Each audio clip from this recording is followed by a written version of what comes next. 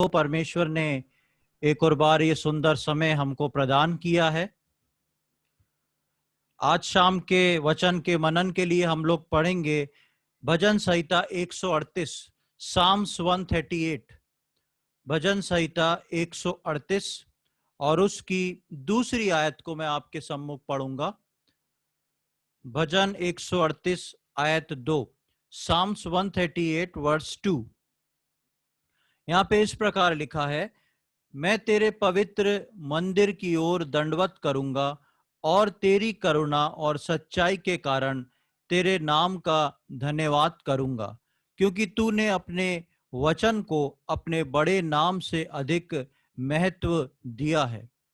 बहुत ही खूबसूरत भजन है ये भजन 138, और उसमें दाऊद ने एक बहुत ही गूढ़ और खास बात वचन में लिख के दी है।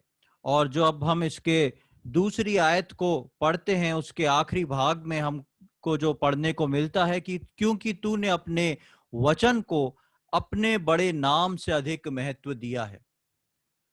परमेश्वर ने अपने नाम से अधिक महत्व अपने वचन को दिया। और यदि हम पुराने नियम में देखेंगे तो जब परमेश्वर के भविष्यवक्ताओं ने परमेश्वर से उसका नाम पूछा तो परमेश्वर बोलता है, वो तो अद्भुत है, मैं जो हूं सो हूं, तुम मेरा नाम क्यों पूछते हो। और परमेश्वर ने मनुष्य को एक नाम दिया, सेनाओं का यहोवा या परमेश्वर या यहोवा। मुख्यतः हम पुराने नियम में परमेश्वर के नाम को यहोवा के नाम से जानते हैं, और ये वास्तव में परमेश्वर का नाम नहीं। परमेश्वर ने मनुष्य जाति को कभी भी अपना नाम नहीं बताया, क्योंकि वो नाम इतना पवित्र है कि मनुष्य जो है उस नाम को अगर ले लेगा अपने मुंह से तो वो जल के राख हो जाएगा, वहीं खत्म हो जाएगा। परमेश्वर ने उसका एक सब्स्टिट्यूट दिया। परमेश्वर ने मनुष्य को बोलने के लिए एक शब्द दे दिया, यहोवा। और हम पुराने समय में यहूदियों के बीच में उनके ग्रंथों को पढ़ें तो हमें पता पड़ता है कि वो नाम सिर्फ याह दिया था, याह बोलने को कहा था। तो परमेश्वर का नाम इतना महत्वपूर्ण है कि परमेश्वर ने उस खास नाम को मनुष्य पे जाहिर ही नहीं किया।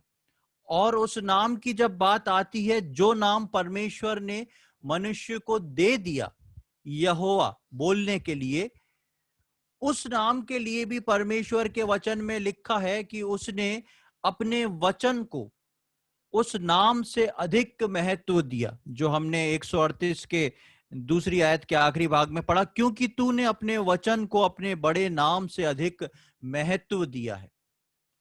परमेश्वर का वचन बहुत ही महत्वपूर्ण है, और आज हम परमेश्वर के वचन के बारे में कुछ बातों को परमेश्वर के वचन से ही सीखने की कोशिश करेंगे।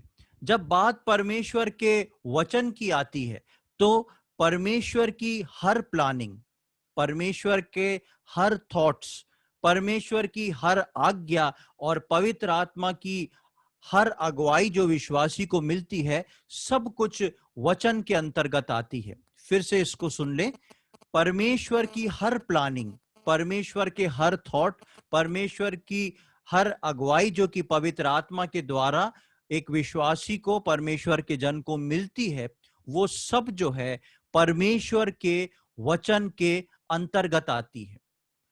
और परमेश्वर ने इसीलिए अपने इस वचन को जो है बहुत ही महत्वपूर्ण बताया है, और उस महत्वपूर्णता के कारण लिखा है कि उसने अपने नाम से अधिक महत्व अपने वचन को दिया।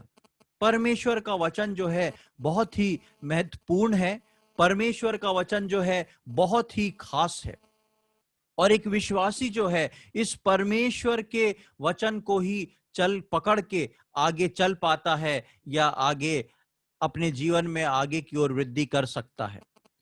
ये परमेश्वर का वचन ही वो वचन है जिसको हम यूहन्ना के पहले अध्याय में पढ़ते हैं कि आदि में परमेश्वर था, परमेश्वर के साथ वचन था, और आगे हम पढ़ते हैं कि वचन जो था वो देहधारी हुआ।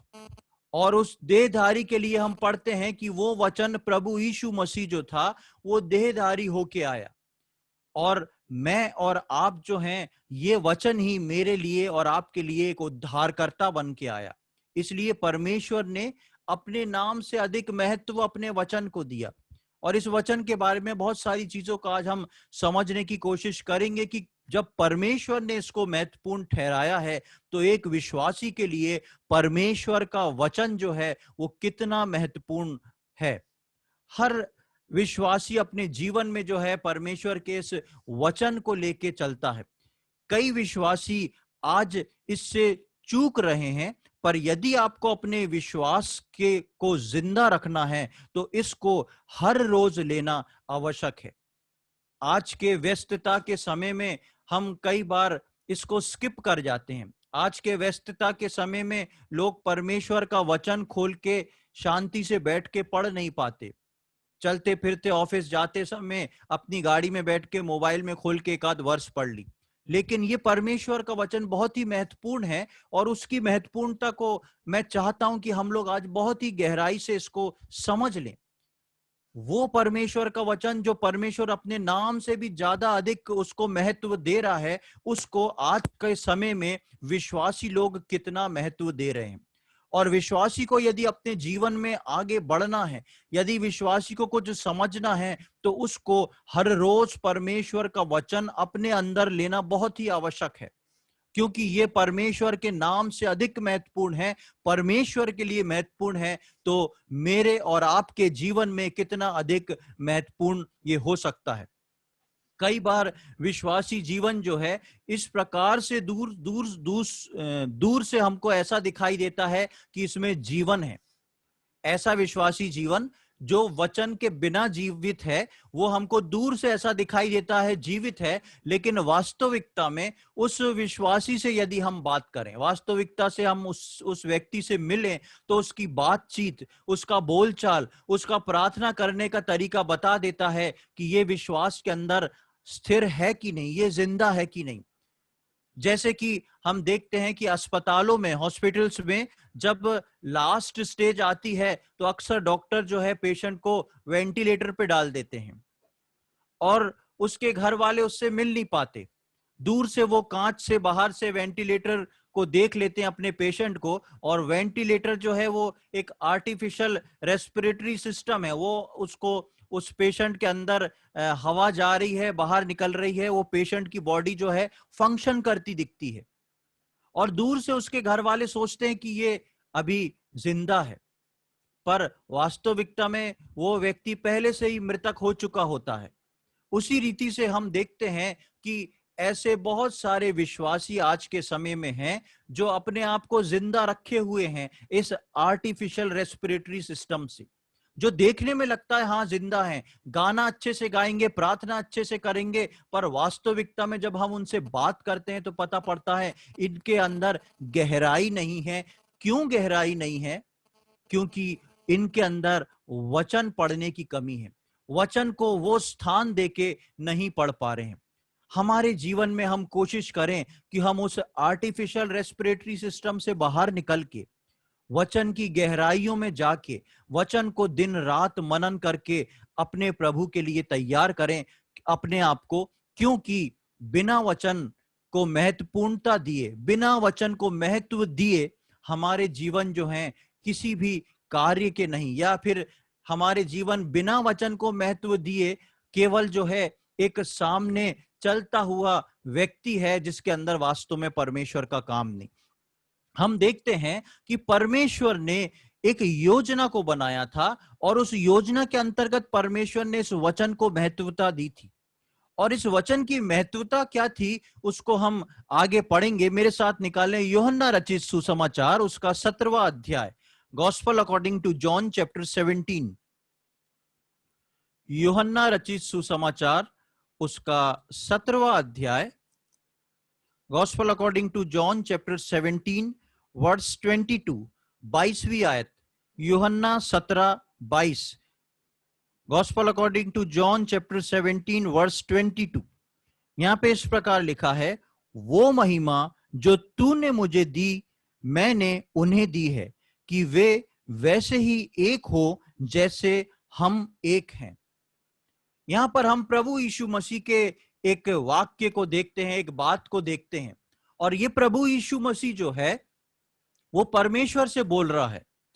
प्रभु यीशु मसीह परमेश्वर से क्या बोल रहा है कि वो महिमा जो तूने मुझे दी है मैंने उन्हें दी है। किन्हें दी है? उन विश्वासियों को, या जो प्रभु के वचन सुन के विश्वास में आते हैं, प्रभु को उद्धारकर्ता के रूप में ग्रहण करते हैं। आप इसको 17वां अध्याय पूरा पढ़ेंगे तो आपको अच्छे से समझ में आ जाएगा। तो प्रभु यीशु मसीह परमेश्वर से एक विनती कर रहे हैं, एक बात कर रहे हैं, और उस वार्तालाप में एक वाक्य को बोलते हैं कि जो महिमा तूने मुझे दी, मतलब महिमा परमेश्वर ने प्रभु यीशु मसीह को दी। यीशु मसीह बोलता है वो महिमा मैंने इन्हें दे दी है। किनको? विश्वासियों को। क्यों दे दी है इसको हम और अच्छे से समझेंगे। यूहन्ना का पहला अध्याय निकाल लें, gospel according to John chapter 1, Yuhanna रचित सुसमाचार उसका पहला अध्याय और उसकी 14वीं आयत, 14th वर्स, जॉन 1:14। यहां पे इस प्रकार लिखा है, और वचन देहधारी हुआ और अनुग्रह और सच्चाई से परिपूर्ण होकर हमारे बीच में डेरा किया, और हमने उसकी ऐसी महिमा देखी जैसे पिता के इकलौते की महिमा।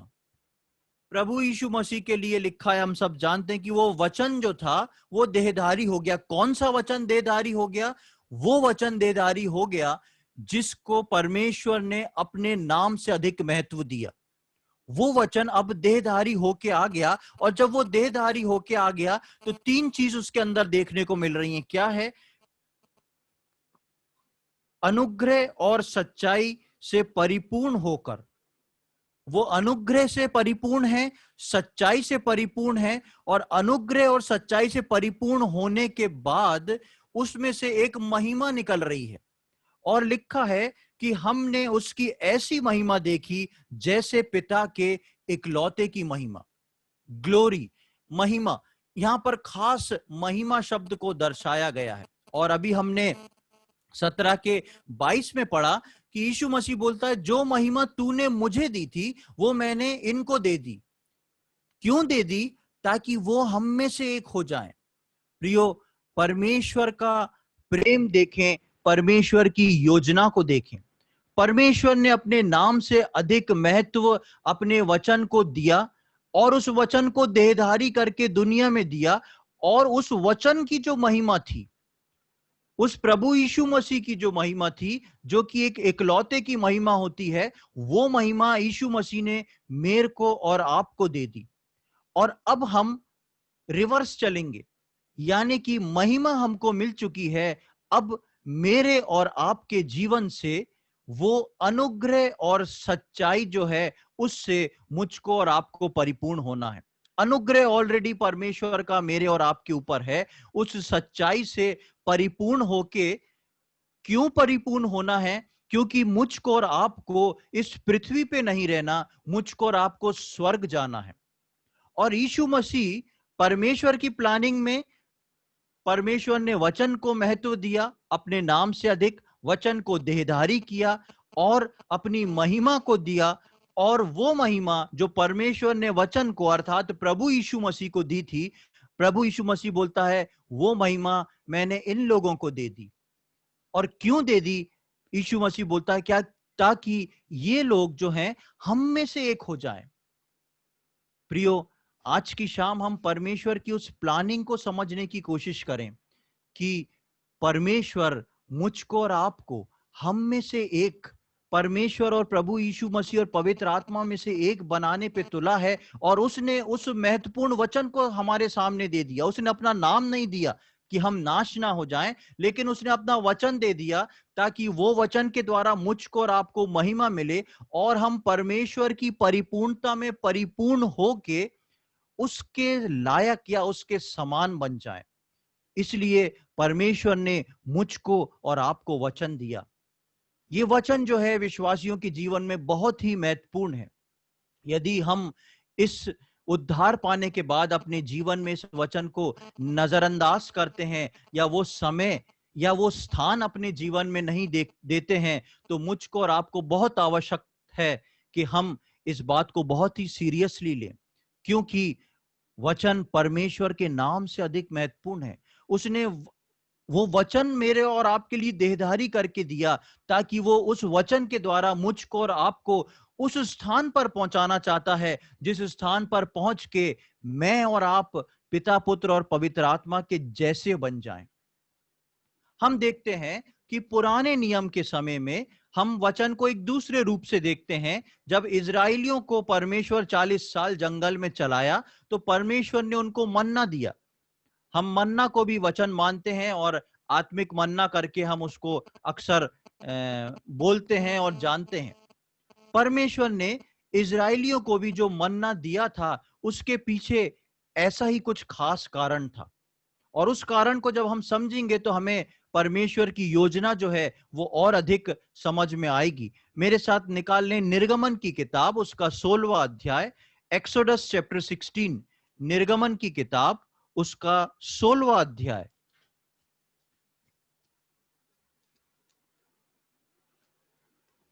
एक्सोडस चैप्टर 16 वर्स 4, निर्गमन 16:4।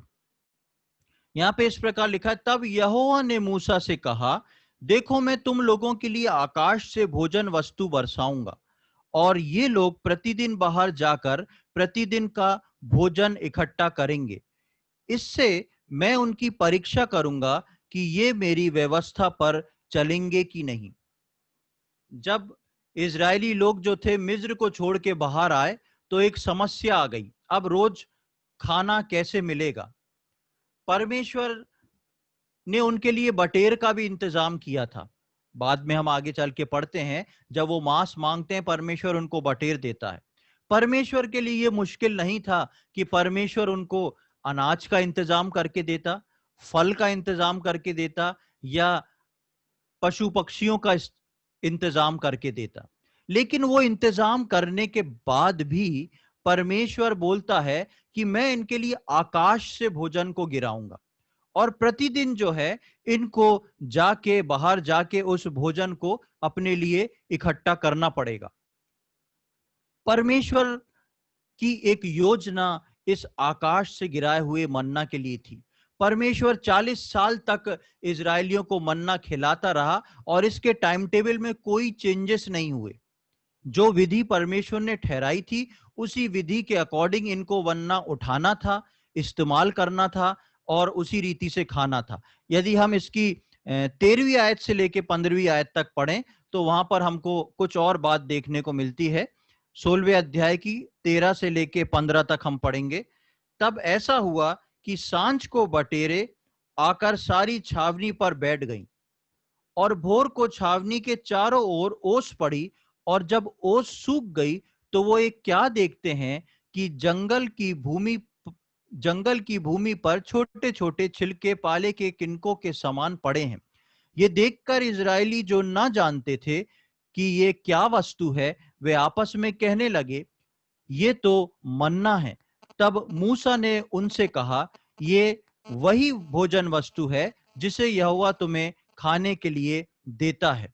यहाँ पर हम देखते हैं कि 16:4 में परमेश्वर ने बोला कि मैं रोज सुबह स्वर्ग से उनको खाने के लिए भोजन दूंगा, और हमने 13 से 15 में देखा कि किस तरह से भोजन गिराया गया, और वो क्या था? मन्ना जो था वो छोटे छोटे छिलकों के समान, एक धनिये के बीज के समान एक वस्तु था। जब ओस गिरती थी, तो ओस गिर के जब उड़ने लगती थी, इवोपरेट होती थी, तब हम देखते हैं कि वो उनको मन्ना दिखाई देता था, और सब लोग जो थे अपनी जरूरत के हिसाब से उसको बीन लेते थे, और उसको बीनने के बाद अपने घरों में ले जाके एक विधि थी उसके हिसाब से बना के उसको खा के अपना पेट भरते थे। परमेश्वर के लिए आसान था कि परमेश्वर उनको सुबह बटेर, शाम को मुर्गा मुर्गी, या दिन में कुछ और बकरा बकरी कुछ भी चीज दे सकता था।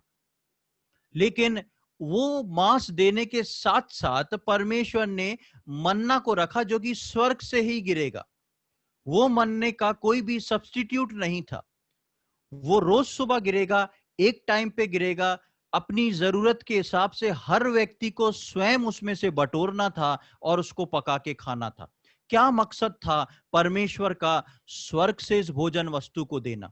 परमेश्वर ने एक चिन्ह यह भी दिखा दिया कि मेरे लिए ये मुश्किल नहीं है कि मैं तुमको बटेरों को बोल दूं और वो ढेर लग जाए और तुम उसमें से खा लो। लेकिन परमेश्वर उनको कुछ सिखा रहा था इन 40 वर्षों में, और परमेश्वर ने उसके लिए उनको मन्ना गिरा के दिया।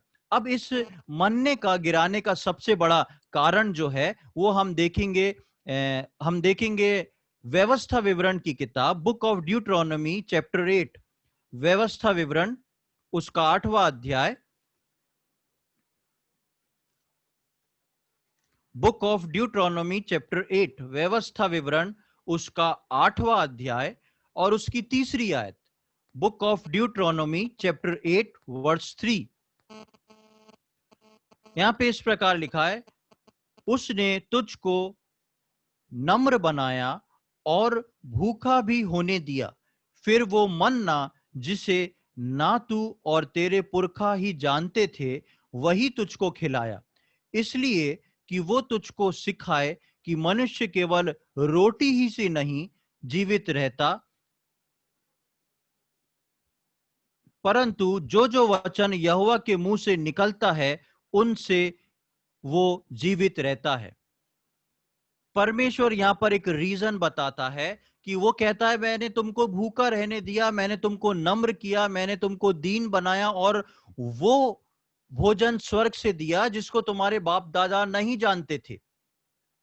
और उस भोजन को देख के मैंने ये बात तुमको सिखाना चाहिए कि मनुष्य जो है वो रोटी से नहीं जीवित रहता, पर हर एक वचन जो यहोवा के मुंह से निकलता है उससे जीवित रहता है।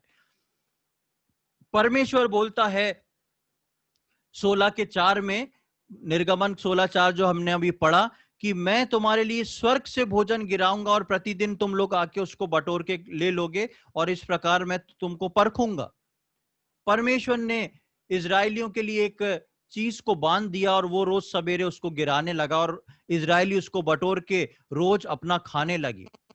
लेकिन परमेश्वर बोलता है कि मैं चाहता था कि तुमको सिखाऊं कि मनुष्य जो है केवल रोटी खाने से जीवित नहीं रहेगा, लेकिन हर वो वचन जो परमेश्वर के मुख से निकला है, और यदि मनुष्य उस पर विश्वास करके चलेगा तो भी वो अपने जीवन को कभी भी खोएगा नहीं। हम देखते हैं कि इजरायलियों को हमेशा शुरू से आदत थी कि वो अपने भोजन के लिए जो थे बोआई कटाई करते थे, कुछ कुछ अनाजों को बोते थे, और वो जो करते थे वो फार्मिंग करते थे, बुआई करते थे, और उसमें से जो आता था उससे वो उसको खा के उससे चलते थे। पर अब जो है ये मिस्र से बाहर आ गए हैं, और मिस्र से बाहर आने के बाद जो है इनको कनान की यात्रा करना है, इनको चलना फिरना है, इनको एक जगह रुकना नहीं है। मुश्किल से 2-3 दिन, हफ्ता भर एक जगह रुकना, फिर उसके बाद आगे चलना। तो इनको रुकना नहीं है। ऐसी स्थिति में ये कभी भी कुछ अनाज को बो नहीं सकते, बुआई कटाई कुछ नहीं कर सकते, उसके लिए वेट नहीं कर सकते, इनको रोज खाना चाहिए।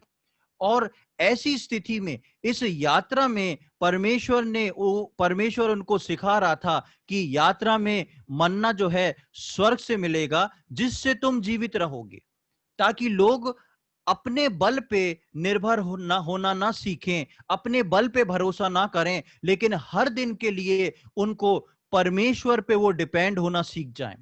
हर दिन के लिए उनको मालूम था कि कल सुबह हम उठेंगे तो परमेश्वर स्वर्ग से मन्ना गिराएगा, उसको जब हम बटोरेंगे तब हमारा पेट भरेगा। हर दिन उनको मालूम था कि उनसे पूछें कि तुम खाना कैसे खाओगे, परसों कैसे खाओगे, कल कैसे खाओगे, उनके पास एक ही जवाब था, इन 40 सालों में परमेश्वर खिलाएगा। परमेश्वर इजरायलियों को यह बात सिखा रहा था कि तुम अपने आप पे निर्भर होना छोड़ दो, लेकिन परमेश्वर पर निर्भर होना शुरू कर दो, और निर्भर होना एक दिन नहीं, हर रोज के लिए वो निर्भय होना तुम्हारे लिए जरूरी है। आज भी हम स्वर्गीय यात्रा में हैं और हमको परमेश्वर के वचन रूपी मन्ना पर निर्भर होना बहुत आवश्यक है। इसका मतलब ये नहीं कि हम अपने कार्यों को ना करें, हम अपने ड्यूटी को ना करें, लेकिन इसका मतलब ये है कि परमेश्वर का वचन उन सारी चीजों से बड़ा है जो आपको इस पृथ्वी पे जीवन देता है, क्योंकि परमेश्वर ने अपने वचन को अपने नाम से अधिक महत्व दिया है। ये 40 साल इजरायली जो थे, ये मन्ना खा के जीवित रहे, और ऐसा ही कुछ मन्ना जो है परमेश्वर विश्वासियों के लिए रखा है, जो कि प्रभु यीशु मसीह है, जो कि वचन है, जो कि मेरे और आपके लिए देहधारी होके इस दुनिया में आया है। हम देखेंगे यूहन्ना रचित सुसमाचार उसका 6वां अध्याय, gospel according to John chapter 6। Yuhanna रचित सुसमाचार उसका 6वां अध्याय और उसका 33 से 35 तक मैं पढ़ूंगा। Gospel according to John chapter 6 verse 33 to 35। यहां पर इस प्रकार लिखा है, क्योंकि परमेश्वर की रोटी वही है जो स्वर्ग से उतरकर जगत को जीवन देती है। जब उन्होंने उससे कहा, हे प्रभु, ये रोटी हमें सर्वदा दिया कर, यीशु ने उनसे कहा, जीवन की रोटी मैं हूं, जो मेरे पास आता है वो कभी भी भूखा ना होगा, और जो मुझ पर विश्वास करता है वो कभी प्यासा ना होगा। यीशु मसीह ने बोला, स्वर्ग से उतरने वाली रोटी जो है, जीवन देने वाली रोटी जो है, वो मैं हूं। जो मेरे पास आता है वो कभी भी भूखा और प्यासा नहीं रहेगा, उसके प्राण कभी मुरझाएंगे नहीं। प्रियो, मेरे और आपके लिए हर रोज मसीह यीशु के पास जाना बहुत ही आवश्यक है। मेरे और आपके लिए हर रोज मसीह यीशु, जो कि वचन है, जो कि देहधारी हुआ है, जो कि वो वचन है जिसको परमेश्वर ने अपने नाम से अधिक महत्व दिया है, उस वचन को अपनी खुराक के अनुसार, अपनी डाइट के अनुसार रोज आपको गैदर करना बहुत जरूरी, रोज आपको इकट्ठा करना बहुत जरूरी है। हर रोज के जीवन के लिए मुझको और आपको उस वचन को लेना बहुत जरूरी है। इस वचन को हम कभी भी नजरअंदाज ना करें। हमारे जीवन की शुरुआत और जीवन की खात्मा जो है वो इसी पर डिपेंड है, इसी से हम लगा के चले। और जो लोग अपने जीवन में परमेश्वर के वचन को महत्व नहीं देते, वो कई बार जो है शैतान के बहकाए से बहकते हैं, शैतान के बहकाने से बहकते हैं और नीचे की ओर गिरते हैं। परमेश्वर ने ऐसे ही नहीं बोल दिया अपने वचन में कि मैंने अपने नाम से अधिक महत्व वचन को दिया है। ये वचन बहुत ही इंपॉर्टेंट है, ये देहधारी होता है, ये मेरे और आपके जीवन में काम करता है, मुझको और आपको जीवन देता है, और मुझको आपको ये सिखाता है कि तुम अपनी नौकरी, तुम अपने बिजनेस, तुम अपने बैंक बैलेंस के कारण जिंदा नहीं हो। तुम जिंदा इसलिए हो कि तुम रोज सवेरे उठ के बाइबल पढ़ते हो, परमेश्वर से वचन मांगते हो, उसकी इच्छा को अपने जीवन में जानते हो, इसलिए मैं तुम्हें एक एक दिन देता हूं। इसलिए प्रियो, मेरे को और आपको परमेश्वर का वचन सुबह उठ के ही पढ़ना बहुत जरूरी, पहला समय अपने परमेश्वर को देना। और इसीलिए परमेश्वर ने इनके लिए एक विधि भी ठहराई थी। उस विधि को भी मैं जल्दी से आपको बता दूं। निर्गमन में वापस हम 16वें अध्याय में आएंगे, जो अभी हमने निकाला था निर्गमन उसका 16 अध्याय, और उसकी वापस उसी आयत को मैं आपके सम्मुख रखूंगा। निर्गमन 16 का 4थी आयत, 4th वर्ष।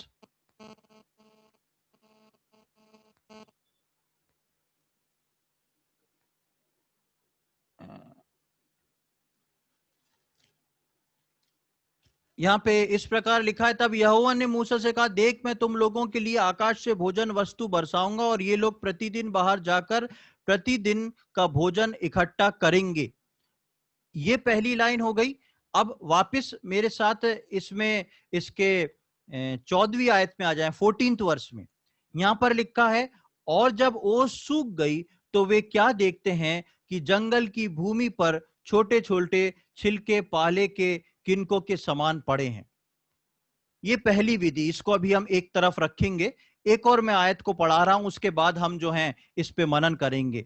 गिनती की किताब उसका 11वां अध्याय, बुक ऑफ नंबर्स चैप्टर 11। गिनती की किताब उसका 11वां अध्याय, बुक ऑफ नंबर्स चैप्टर 11 और उसकी 7वीं और 8वीं आयत। Numbers chapter 11 verse 7 and 8। मन्ना तो धनिया के समान था, उसका रंग रूप मोती का सा था। लोग इधर उधर जाकर उसे बटोरते और चक्की में पीसते या ओखली में कूटते थे, फिर तसले में पकाते और उसके फुलके बनाते थे, और उसका स्वाद तेल में बने हुए पुओं के समान था। दो बातों को हमने देखा। पहला चीज, जब हम निर्गमन में पढ़ते हैं तो लिखा है कि सुबह उठ के उनको उस मन्ना को बटोरना था, और उस मन्ना की विधि ये थी कि जब सुबह उठते ये लोग आते थे, जैसे ही ओस हटती थी वैसे ही उनको रात भर ओस गिरती थी। जब ओस हटना शुरू होती थी, इनको मन्ना दिखाई देता था। अपनी अपनी जरूरत के हिसाब से ये लोग मन्ना को उठा लेते थे, और एक्स्ट्रा कोई नहीं उठाता था, क्योंकि अगर आपने दूसरे दिन के लिए भी उठा लिया तो उसके बारे में लिखा है कि वो सड़ जाता था, उसमें कीड़े पड़ जाते थे, गल जाता था। और यदि इस मन्ना को उठाने में एक व्यक्ति ने देर कर दी तो लिखा है कि जैसे सूरज की गर्मी तेज होती थी, जैसे सूरज धीरे धीरे ऊपर की ओर आता था, उसकी गर्मी तेज होती थी, ये मन्ना जिस जगह पर पड़ा था वहां पड़े पड़े पिघल जाता था। यानी कि यदि कोई देर से उठ के अगर उस मन्ने को बटोरने को जाता तो उसको कुछ नहीं मिलेगा। उसके लिए एक पर्टिकुलर समय था, सुबह के समय उनको जाना था, अपने हिसाब से अपने मन्ने को लेना था, तब दिन भर वो उस खाने पे निर्भर हो सकते थे। प्रियो, आज के समय में प्रभु यीशु मसीह मेरे और आपके लिए, हम विश्वासियों के लिए वो स्वर्ग से उतरा मन्ना है कि प्रतिदिन भोर को, प्रतिदिन सुबह के समय हमको जाके अपनी आवश्यकता के अनुसार परमेश्वर से उस मन्ना को मांगना है। परमेश्वर के वचन को खोल के बोलना है, प्रभु आपका दास यहां बैठा है, आप आज का मन्ना मुझे दें, आप अपने वचन से मुझसे बात करें जिससे मैं आज जीवित रह सकूं। यदि आप अपने जीवन में आत्मिक रीति से जीवित रहना चाहते हैं, यदि आप नहीं चाहते कि आप आर्टिफिशियल रेस्पिरेटरी सिस्टम लगा के उस वेंटिलेटर की अवस्था में पहुंचे आत्मिक रीति से, तो हमको हर सवेरे भोर को उठ के, सुबह जल्दी उठ के परमेश्वर के सम्मुख जाके उस मन्ना को बटोरना बहुत आवश्यक है। और लिखा है कि धूप तेज होती थी तो वो मन्ना नहीं मिलता था, गल जाता था। हम सुबह का पहला समय, अपने नींद से उठने के बाद जब हमारी आंखें खुलती हैं, सबसे पहला स्थान जो है वो परमेश्वर के वचन को देना मेरे और आपके लिए बहुत अधिक महत्वपूर्ण है।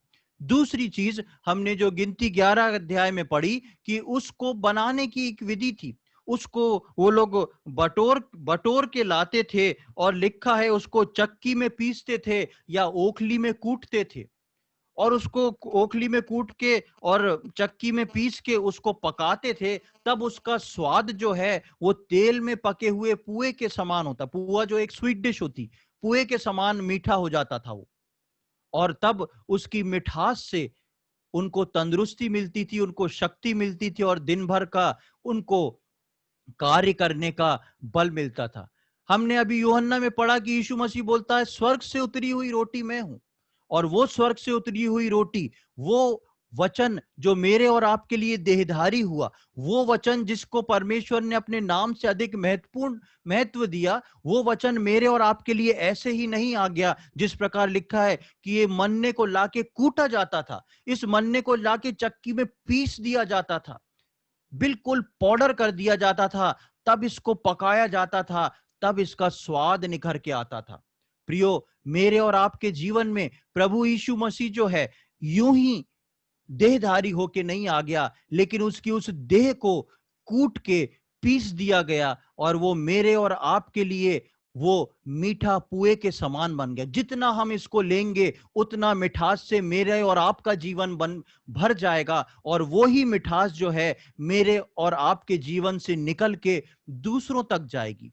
वरना कभी भी हमारे जीवन की मिठास जो है वो दूसरों तक नहीं पहुंच पाएगी। हम इससे अपना पालन पोषण करें। हमारा भी पालन पोषण जो है उसी से है, इस यात्रा में उस मन्ना से है और उसी वचन से है, और इस वचन को मुझको और आपको थाम के चलना बहुत आवश्यक है। एक और बात मैं जल्दी से बता के समाप्त करूंगा। दो आयतों को मैं आपके सम्मुख रखूंगा। पहली आयत निर्गमन की 16वां अध्याय, वापस हम निर्गमन 16वें अध्याय में आएंगे। और उसका चौथा और पांचवी आयत को फिर से मैं पढ़ रहा हूं, बहुत ध्यान से इसको पढ़ें। निर्गमन 16, 4 और 5 यहां पे लिखा है, तब यहोवा ने मूसा से कहा, देखो मैं तुम लोगों के लिए आकाश से भोजन वस्तु बरसाऊंगा और ये लोग प्रतिदिन बाहर जाकर प्रतिदिन का भोजन इकट्ठा करेंगे। इसमें से उनकी परीक्षा करूंगा कि ये मेरी व्यवस्था पर चलेंगे कि नहीं। और ऐसा होगा, इस वर्ष को बहुत ध्यान से देखें, और ऐसा होगा कि छठवें दिन वो भोजन अन्य दिनों से दूना होगा, इसलिए जो कुछ वे उसे उस दिन बटोरते हैं उसे तैयार कर रखें। बहुत ही इंपॉर्टेंट वर्ष है ये पांचवी आयत, क्योंकि इस वर्ष के अंदर प्रभु यीशु मसीह के दूसरे आगमन की एक भविष्यवाणी छुपी हुई है। क्या छुपी हुई है? परमेश्वर बोलता है कि तुम रोज इस रीति से मन्ना इकट्ठा करना, लेकिन छठवें दिन मैं मन्ने की क्वांटिटी को दुगना कर दूंगा। छठवें दिन जो है तुम्हें मैं 2 गुना मन्ना दूंगा, जितना मैं हर रोज देता था, छठवें दिन जो है मैं उसको 2 गुना कर दूंगा। और उस 2 गुना मन्ना को लेके तुम तैयारी करके रखना। प्रियो, प्रभु यीशु मसीह जो हमारा मन्ना है, परमेश्वर का वचन जो हमारा मन्ना है, इस निर्गमन 16वें अध्याय की 5वीं आयत में परमेश्वर ने इस बात को छिपे रूप से उजागर किया है कि छठवें दिन वो दुगना मन्ना कर देगा। यानी कि छठवें 1000 साल जो है परमेश्वर के वचन की महत्वपूर्णता अपने आप बढ़ जाएगी, और छठवें 1000 साल में परमेश्वर कई गुना मन्ना जो है बरसाना शुरू कर देगा। मैं और आप जो हैं इस छठवें 1000 साल के आखिर में हैं, और हम देखते हैं कि परमेश्वर अपने वचन को किस रीति से बढ़ा रहा है।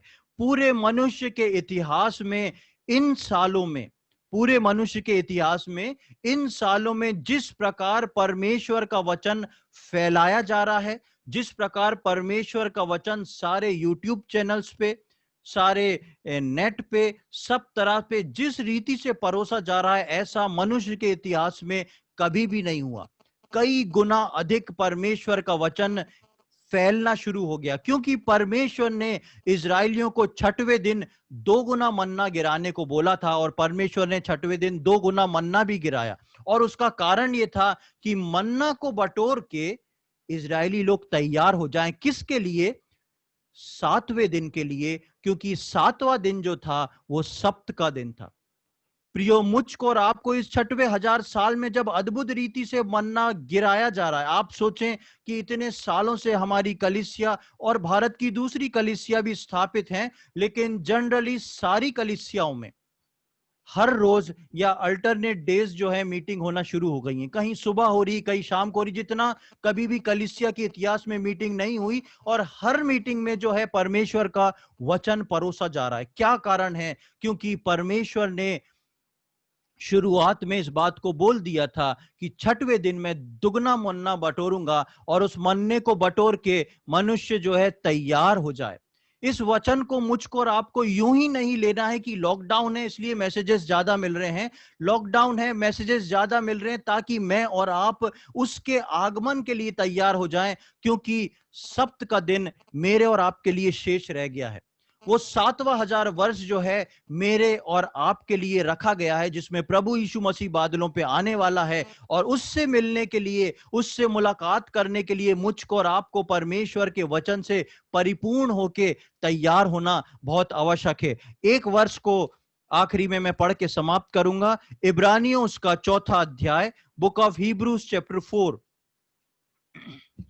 इब्रानियों उसका 4 अध्याय,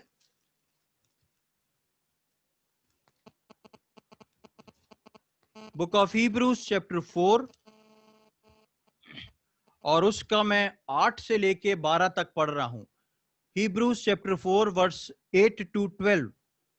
यहां पे इस प्रकार लिखा है, क्योंकि यदि यहोशू उन्हें विश्राम में प्रवेश करा लेता तो उसके बाद दूसरे दिन की चर्चा ना होती। अतः जान लो कि परमेश्वर के लोगों के लिए सप्त का विश्राम बाकी है, क्योंकि जिसने उसके विश्राम में प्रवेश किया है उसने भी परमेश्वर के समान अपने कामों को पूरा करके विश्राम किया है। अतः हम उस विश्राम में प्रवेश करने का प्रयत्न करें, ऐसा ना हो कि कोई जन उनके समान आज्ञा ना मानकर गिर पड़े, क्योंकि परमेश्वर का वचन जीवित और प्रबल और हर एक दोधारी तलवार से भी बहुत चोखा है और प्राण और आत्मा और गांठ गांठ और गूदे गूदे को अलग करके आर पार छेदता है और मन की भावनाओं को और विचारों को जांचता है। यहां पर हम पढ़ते हैं कि हमारे लिए एक सप्त का विश्राम शेष रह गया है, और वो सप्त का विश्राम जो है 7वां दिन है, जिस दिन हमारा प्रभु यीशु मसीह कलीसिया को लेने आने वाला है। और उस कलीसिया को लेने आने से पहले परमेश्वर अपने आकाश के झरोकों को खोल के अद्भुत रीति से 2 गुना वचन पूरी दुनिया में परोस रहा है कि वो 2 गुना वचन हम लेके 7वें दिन की तैयारी कर लें। क्योंकि मुझको और आपको किससे मिलना है? मुझको और आपको यीशु मसीह से मिलना है, जो कि यूहन्ना में बोलता है कि मैंने अपनी महिमा इन लोगों को दी है ताकि ये हम में से एक हो जाए। अब यीशु मसीह जब मुझको और आपको लेके स्वर्ग पहुंचेगा, परमेश्वर यीशु मसीह से पूछेगा, ये जिनको तू लेके आया है ये तो हम में से एक नहीं दिख रहे। फिर यीशु मसीह क्या करेगा? प्रियो, इसलिए यीशु मसीह चाहता है कि वो वचन जो देहधारी होके आया, मैं और आप हर रोज परमेश्वर पर डिपेंड होना सीख जाएं। मैं और आप हर रोज परमेश्वर के पवित्र शास्त्र को सुबह खोल के सबसे पहला काम ये करें कि प्रभु की योजना मेरे लिए क्या है, प्रभु आज अपने वचन से क्या बात करना चाहता है, उसको खोल के हम पढ़ें और हम आगे बढ़ें। हम जो हैं आर्टिफिशियल रेस्पिरेटरी सिस्टम बना के अपने जीवन में ना चलें। दूसरों को वो आंखों में धूल झोंक सकता है, लेकिन परमेश्वर को नहीं झोंक सकता। इसलिए प्रियो जो है, हम अपने एक तैयारी के वर्ष में आए। परमेश्वर का ये अनुग्रह है कि मैं और आप उस समय में हैं जब दुगनी रीति से मन्ना गिराया जा रहा है। लेकिन क्या मैं और आप उस दुगनी रीति से उस मन्ना को ले रहे हैं? क्या मैं और आप दुगनी रीति से उस मन्ना को लेके तैयारी कर रहे हैं? क्योंकि सबका विश्राम मेरे और आपके लिए शेष है। परमेश्वर इन वचनों को और अधिक समझने में हम में से प्रत्येक की सहायता करे। आगे आने वाले समय में हम हर दिन अपने जीवनों को तैयार करते हुए, हर दिन प्रभु के उस मन्ना को झांकते हुए, सुबह का पहला समय, अपने जीवन की पहली प्रायोरिटी परमेश्वर के वचन को देते हुए खोल के अपने जीवन को हर रोज उस पे सौंपें। हम अपने आप पर नहीं, लेकिन हर रोज के लिए परमेश्वर पर डिपेंड होना सीख जाएं। परमेश्वर इन वचनों को समझने में हम में से प्रत्येक की सहायता करे। परमेश्वर के नाम की महिमा हो।